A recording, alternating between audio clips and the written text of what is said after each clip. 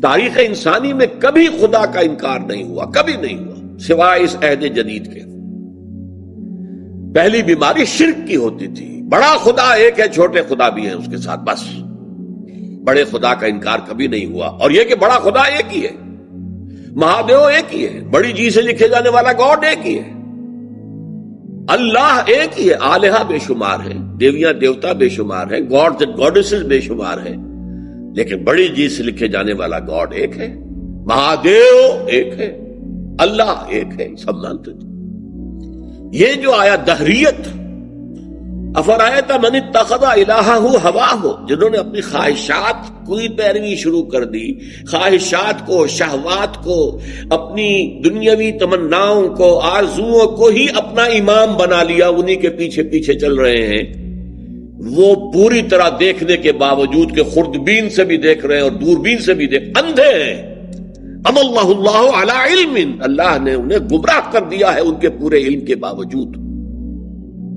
وختم علی سمعہ وعلی قلبہ وجعل علی بصرہ غشاوہ، اور اللہ نے ان کے سماعت پر بھی مہر لگا دی ہے اور ان کے دل پر بھی، اور ان کی بینائی کے آگے ایک پردہ حائل کر دیا ہے۔ فمن یہدیہ من بعد اللہ، تو پھر کون اسے ہدایت دے سکتا ہے اللہ کے بعد؟ جب اللہ نے ان کے اوپر مہر لگا دی تو اب کوئی انہیں ہدایت نہیں دے سکتا۔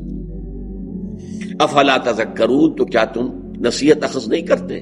اب دیکھیے اس کے بعد آیا وَقَالُوا مَا هِيَ إِلَّا حَيَاتُنَا الدُّنْيَا نَمُوتُ وَنَحْيَا، اور وہ کہتے ہیں کہ نہیں ہے کوئی زندگی اور سوائے ہماری اس دنیا کی زندگی کے۔ نموتو، ہم خود مرتے ہیں، ونحیا، اور خود جیتے ہیں۔ یہ ہے کنٹراسٹ، نموتو ونحیا، ہم خود مرتے ہیں، خود زندہ رہتے ہیں۔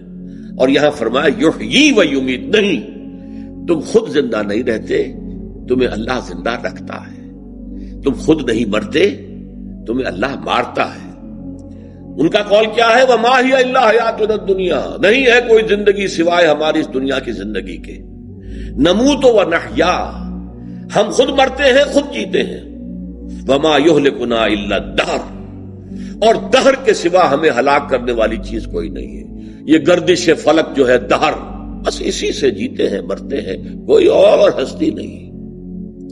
یہ ہے جس کا نام ہے دہریت۔ وَمَا لَهُم بِذَلِكَ مِنْ عِلْمٍ إِنْ هُمْ إِلَّا يَظُنُّونَ، اس کے لیے ان کے پاس کوئی علم نہیں ہے، یہ ظن و تخمین کے گھوڑے دوڑا رہے ہیں، خیالات ہیں ان کے، پراگندہ خیالات۔ تو یہ میں نے آپ سے عرض کیا کہ کس قدر قیامت مضمر ہے۔ یحیی و یمیت، وہی زندہ رکھتا ہے، وہی مارتا ہے۔ اس کے برعکس کفر کیا ہے، الہاد کیا ہے، مادہ پرستی کیا ہے؟ نموت و نحیا، ہم خود زندہ رہتے ہیں، خود مرتے ہیں۔ وَهُوَ عَلَى كُلِّ شَيْءٍ قَدِيرٌ، اب یہاں پہ دیکھیے قدیرن آیا ہے، یہ صفت ہے۔ میں نے جو کہا تھا کہ ایک بات جو ہے اسماء و صفات کے ضمن میں مزید آج واضح ہو جائے گی۔ جب میں نے نفی کی، نہ ہم اللہ کی صفات یا اسماء کے کیفیت کو جان سکتے ہیں، وہ دیکھتا ہے تو کیسے دیکھتا ہے، سنتا ہے تو کیسے سنتا ہے، اور یہ کہ اس کی سماعت کتنی ہے، اس کی بصارت کتنی ہے، نہیں جان سکتے۔ لہذا ہمارے پاس صرف ایک لفظ ہے پناہ گاہ کے طور پر، کل، وَهُوَ عَلَى كُلِّ شَيْءٍ قَدِيرٌ وَهُوَ بِكُلِّ شَيْءٍ عَلِيمٌ۔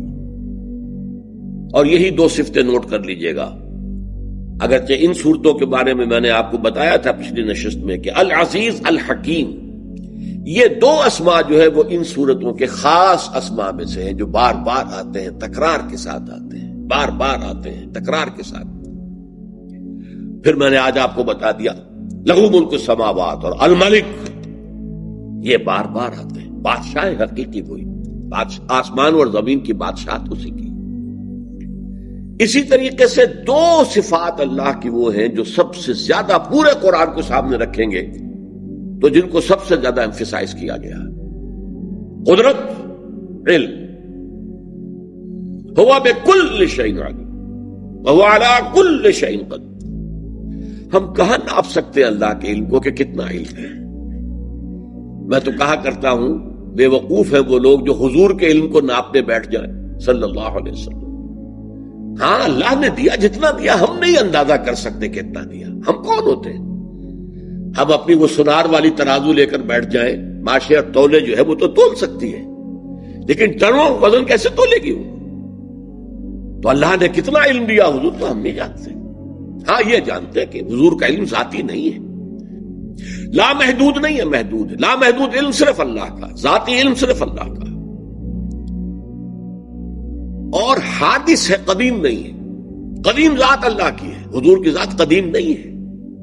تمام مخلوق جو ہے وہ حادث ہے اور حضور بھی مخلوق ہے. تمام ارواح مخلوق ہے، کائنات مخلوق ہے، جنات مخلوق ہے، ملائکہ مخلوق ہے، انسان مخلوق ہے، حیوانات مخلوق ہے. اب اگر کوئی شخص جو ہے یہ کہتے حضور کو یہ معلوم نہیں تھا، بھائی آپ کیوں یہ بات کہتے؟ کیا پتا؟ آپ حضور کے علم کو ناپے تولے نہیں، بس یہ مانے کہ آپ کا علم لا متناہی نہیں تھا، متناہی تھا، محدود تھا. حضور کا علم عطائی تھا، ذاتی نہیں تھا. اور حضور کا علم حادث تھا، قدیم نہیں تھا. وَهُوَ عَلَىٰ كُلِّ شَيْءٍ قَدِيرٌ. اور یہ عَلَىٰ كُلِّ شَيْءٍ قَدِيرٌ کا جو زیادہ زور قرآن میں آتا ہے وہ کس بات پہ آتا ہے؟ ایمانیات میں عمل کے اعتبار سے اہم ترین ایمان بالآخرت ہے.